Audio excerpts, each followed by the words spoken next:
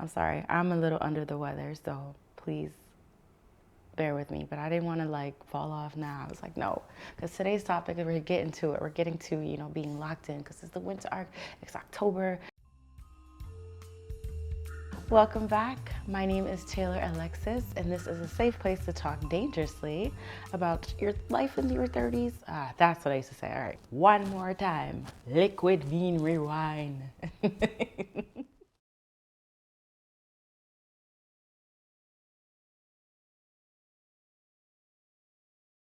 What up? Welcome back. My name is Taylor-Alexis, and this is a safe place to talk dangerously about life in your 30s, film, and wellness. Thank you for coming back. And if you're new, welcome. It's great to have you. So today we are talking about something that I feel like it's very timely, right?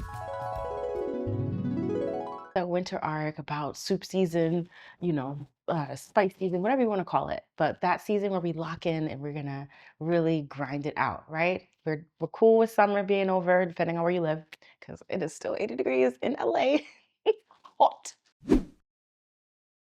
So I went to go see the Piece by Piece Pharrell Lego biopic documentary film, and oh my God, I knew I was gonna love it. I just knew. I told myself when I heard the news, I told myself when I heard the news about Piece by Piece that I was not going to watch any of his press run interviews because I just want to go see the film and then go back and listen to what he had to say about it. I didn't need to be convinced. I was going anyways. NERD till I die, Neptune till I die, Pharrell till I die. Pharrell's mind is just something that should be studied. I don't know. I'm just so happy that this happened. So we can get into all of the things that I really loved about the film in a second, but it's going to bring me to my point about the winter arc and locking in, right? So, okay, back to Piece by Piece, right? First of all, the idea to do a documentary on yourself via Lego is just, yes, that's just like if any person's gonna do it, it's gonna be Pharrell Williams. It really is.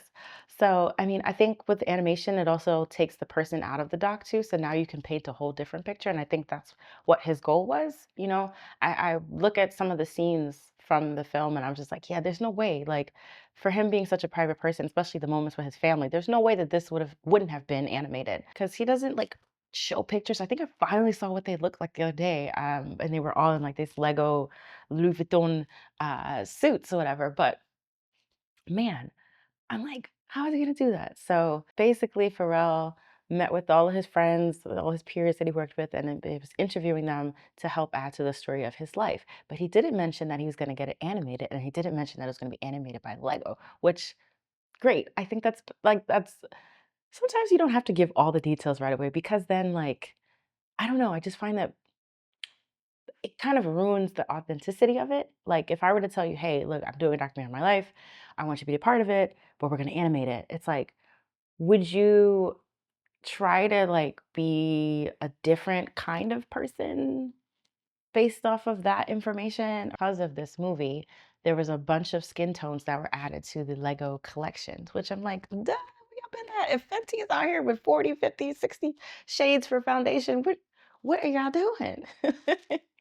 But no, another thing when I was watching the film, I was like, I'm so curious as to what was actually left out, right? Like, I'm sure they'll be wrapped into some kind of like exclusive DVD, Blu-ray, because they still are putting out Blu-rays, package or some kind of digital thing online. So I don't know. When I left the theater, I was like, I need this. I don't even have anything to play it, a DVD or Blu-ray on, but I was like, I need this. Give me the digital download. I need this film. It was so good. So I went to go see it at one of those dine-in theaters so that I'm just kind of relaxed, got some snacks and things like that. And I was bobbing my head the entire time. Also, I was sitting there like just kind of guessing. I'm like, is that Steve Stout's voice I hear? Is that Tyler the Creator? Are these my people? I thought it was interesting how he handled the Khalees thing because they're not really like on the best terms. But Milkshake did make its way to the film a little bit, so I'll let y'all go and see that to see how he did that. So I thought it was very classy compared to what happened right before. It was just such a piece of nostalgia that was like amazing because that's like the music that I grew up on as a millennial. This is what we grew up on, right? Like from the 90s and up, So it was just great. Dun, dun, dun, dun, dun.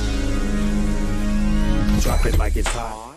Documentaries or films, so much of the tempo, of the feel is the music, it's the score. So to have a documentary on that and then, you're listening to it from the perspective of the producer too. Oh, I don't know. Hip hop is just always going to have a special place in my heart, and it's nice to give flowers to our legends, our greats while they're still here. I had a couple of takeaways from Piece by Piece. It's not only like so engaging from start to finish. I learned a lot about Pharrell actually that I didn't know. I I never thought of putting Virginia Beach and the Neptunes together. I was just like, yeah, like the Neptunes is fine, whatever. I never gave second thought to it. I'm like, oh, duh, like of course. And then I really enjoyed how Pharrell and the rest of the crew and Morgan Neville chose to portray the beats. So they were like these glowing shapes that were just electrifying, shooting at you to encompass the beat, the sound that was coming together, right? To give to said artist to sing, rap, whatever. I also loved that there was a point in his story, and I don't think I was familiar with this part of it, that after signing a music contract, there was a 5-year wait of just getting a bunch of no's, like you're not ready to put your own music out there. So in that time, they were building and putting together their music. And I was just like, we live in a world where people are so fixated on instant gratification. And if it doesn't happen in a month, it doesn't happen in a year, in 2, 3 years, that it's never going to happen. And that's just a testament to that's not true. Like when it's your time and you're going to shine, baby. And it's not going to pass you by. So I love that he left that in there because I think it's important for people to see, especially the future generation. Like, don't have a meltdown because you got your first no. Like, those no's are important. I can't tell you how many no's I've gotten in my life. What? So many no's. But it makes me who I am, and it's going to add to your character. So appreciate the no's and appreciate the wait.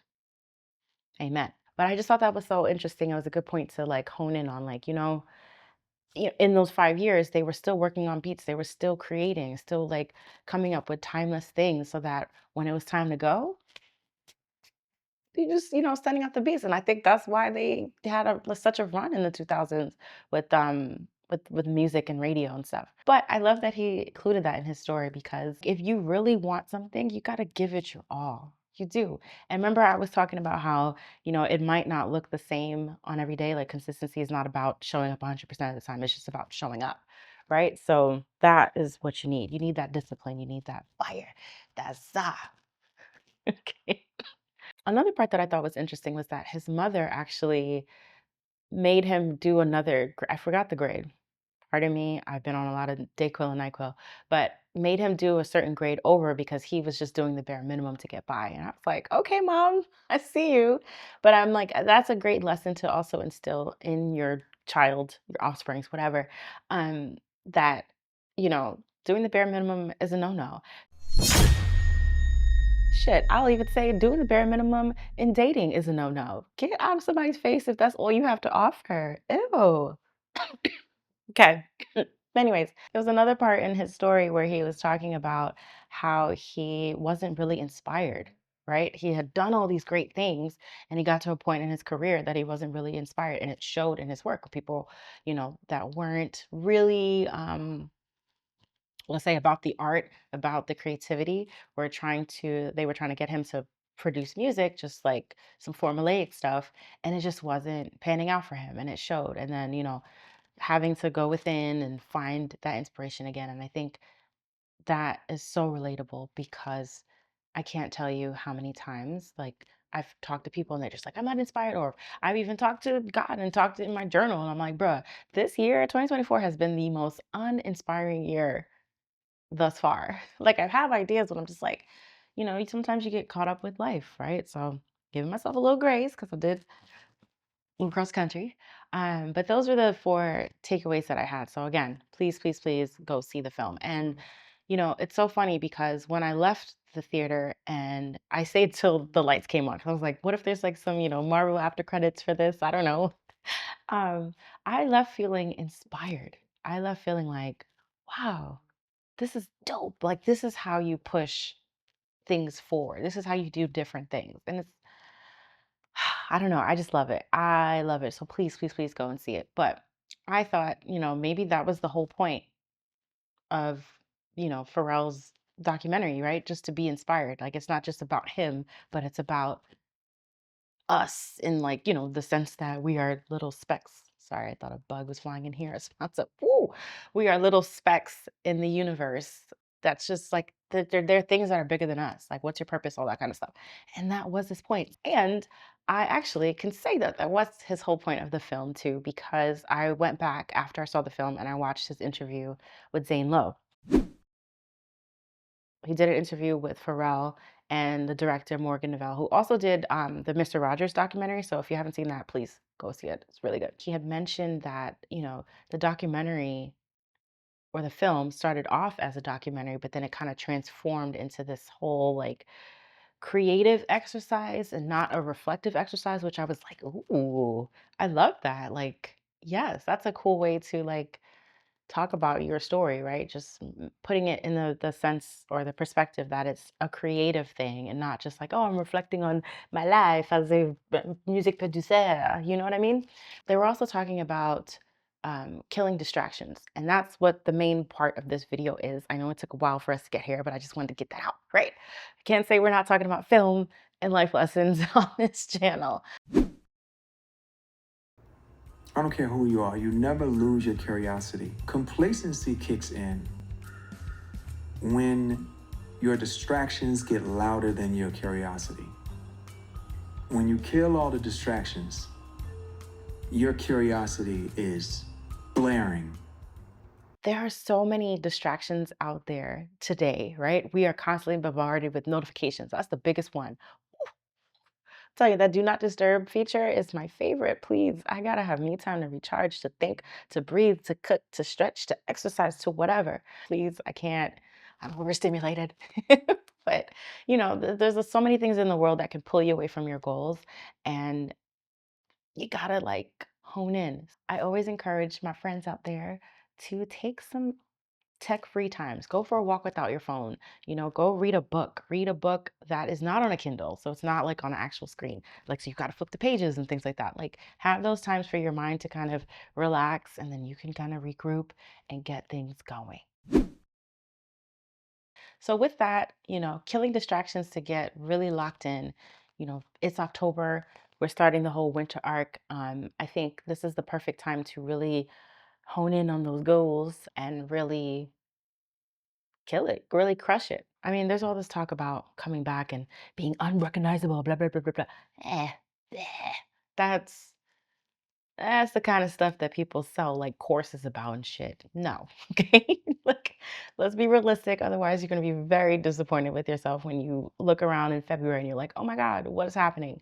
Subconsciously, I think that summer is over somewhere around like August 15th. Like mid August, I'm like, look, wrap it up. I done seen everybody needs to see. It's hot. I'm sweating. Some of these Ubers don't got no goddamn AC on. You know who you are. You know who you are. And I think the winter arc is really the better approach for killing and crushing goals because waiting until January, you know, is crazy. And then I feel like right now in the October season, it's right before Thanksgiving and the holidays and then, New Year's and all that stuff where we're going to be partying hard, eating a lot, drinking a lot, whatever. So this is the time to lock in, okay? It's time to lock in, y'all. 2 years ago, I read this book and it was called The 12-Week Year by Brian P. Moran and Michael Lennington. I hope I said both of your names right. But basically, the concept is having 4.3333 years in one. So you'll break down the year into 12-week years. That way you can set some goals and kind of quantify them and then adjust and fine tune them as you go. So let's say, you have about three different plans or objectives that you want to hit. You could break those down into smaller, manageable goals that you could take week by week to hit that goal. So let's say one of your goals is to lose weight. You know, it might sound cool to be like, yes, I want to lose weight, but don't you think I want to lose 15 pounds is way more effective? Yes. So let's try to set goals and then quantify them. That way you can crush it. Because what's the point of setting goals if you don't crush them? So you know how like there's all this talk in podcast world about not having the stats from Spotify or whatever. If podcasters had that information, it'd be dangerous. So I could see why Spotify wouldn't want to give it, but you have to have something, some actual numbers so that it's tangible, it's trackable. Also in the book they were talking about using your calendar or your planner to kind of comb through what you want to do and just set like some goals for the week and avoiding that busy work trap. Now, I think it's very easy to look busy, right? It's very easy to be so busy with creating the plan that you forget to execute it. So try your best not to fall into the loop. And what's an example of that? Like, that's like buying a planner and then you're buying all these stickers and these colorful markers and you're spending all this time coloring this in and you're going to do this. It's like, yo, you just spent 2 hours doing that. You could have actually just started the work. So leave the busy work alone. And with the 12-week year, it's easier to celebrate your small wins, right? It's not like you have to be like, oh, I got to wait till 2025 or 2026 to get through all of these wins and celebrate. No, you could just celebrate it when you have it in those 12-week years. So I definitely recommend it. I was doing this when I launched my wedding videography business.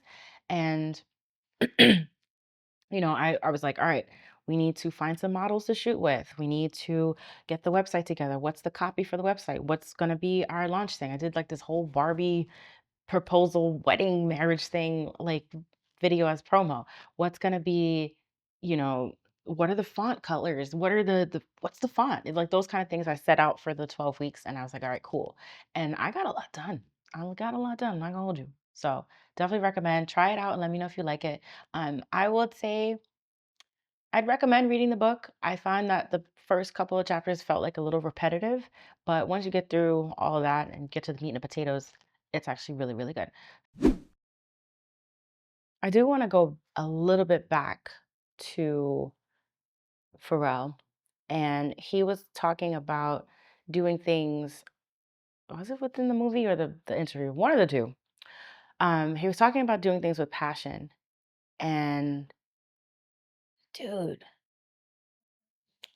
I think this is the first time I'm going to say it out loud. I realize I don't want to do weddings anymore. And it's not that something happened per se. I think all of my couples have been great. It's just that my last one, I was like, this ain't it. This is not the what I want to spend my time doing, right? Like I love love, right? Don't get me wrong. I love love.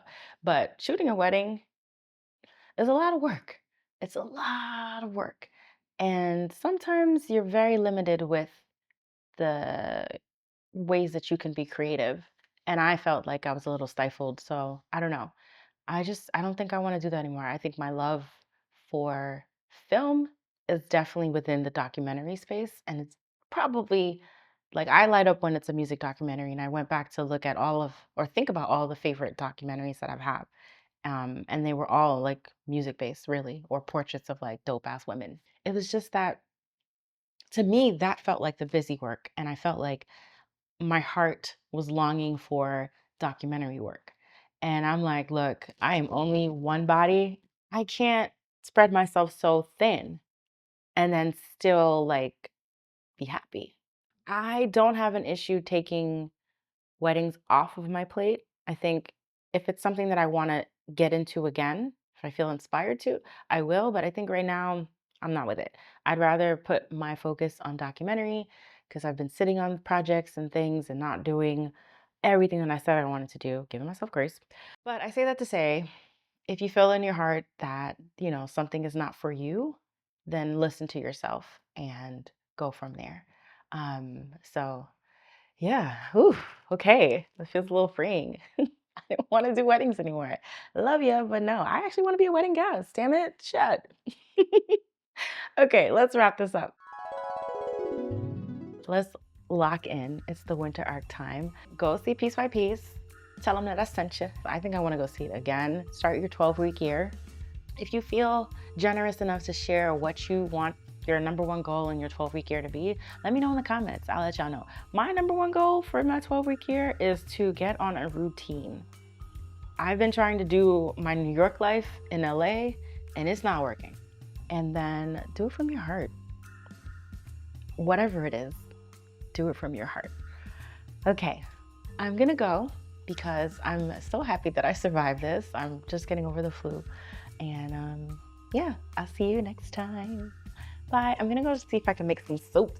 I know. Corny. Bye.